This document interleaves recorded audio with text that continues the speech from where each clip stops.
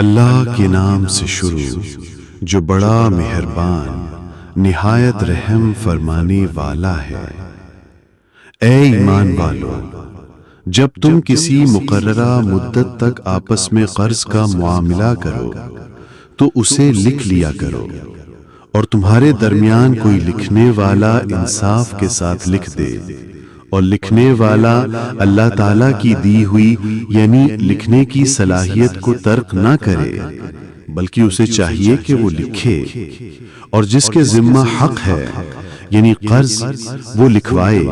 اور وہ اللہ تعالیٰ سے ڈرے جو اس کا رب ہے اور اس میں کچھ کمی نہ کرے۔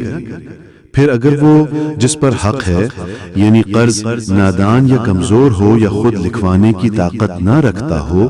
تو اس کا ولی یعنی سرپرست انصاف کے ساتھ لکھوا دے، اور لکھائی کے وقت اپنے مردوں میں سے 2 گواہ بنا لو۔ پھر اگر 2 مرد نہ ہوں تو 1 مرد اور 2 عورتیں ان گواہوں میں سے ہوں جنہیں تم پسند کرتے ہو، تاکہ اگر ان 2 عورتوں میں سے ایک بھول جائے تو دوسری اسے یاد دلا دے۔ اور گواہوں کو بلائے جانے پر انکار نہیں کرنا چاہیے، اور معاملہ چاہے چھوٹا ہو یا بڑا اس کی میعاد تک اسے لکھنے میں سستی نہ کرو۔ یہ اللہ کے نزدیک زیادہ انصاف کے قریب ہے اور گواہی کو زیادہ درست رکھنے والا ہے اور شک میں پڑنے سے زیادہ بچانے والا ہے،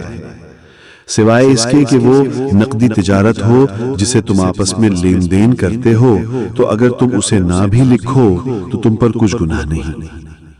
اور جب آپس میں سودا کرو تو اس پر گواہ بنا لیا کرو، اور نہ تو کاتب کو کسی قسم کا نقصان پہنچایا جائے اور نہ ہی گواہ کو،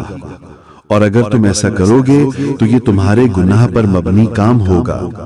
اور اللہ تعالیٰ سے ڈرتے رہا کرو، اللہ تعالیٰ تمہیں احکام سکھاتا ہے، اور اللہ ہر چیز کو خوب جاننے والا ہے۔